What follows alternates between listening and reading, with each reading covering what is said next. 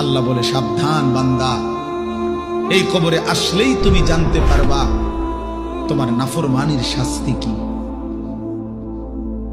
সুম্মা কাল্লা সাউফা তা'লামুন, আবারও জানতে পারবা হাসরের ময়দানে জাহান্নামের শাস্তি দিয়া তোমার নাফরমানির পরিণতি কি। দুইবার বলছেন আল্লাহ, একবার বলছে কবরে জানতে পারবা তোমার নাফরমানির শাস্তি কি, আরেকবার জাহান্নামে জানতে পারবা হাসরে তোমার নাফরমানির শাস্তি কি। সামান্য কয়টা বুট বেচতে বেচতে বেচারা এক ওয়াক্ত নামাজ পড়ে না, কদ্দুর চা বেচে, দুইটা বন বেচে, বেচারা এক ওয়াক্ত নামাজ পড়ে না। একটা অটো চালায়, নামাজ পড়ে না। একটা সিএনজি চালায়, নামাজ পড়ে না।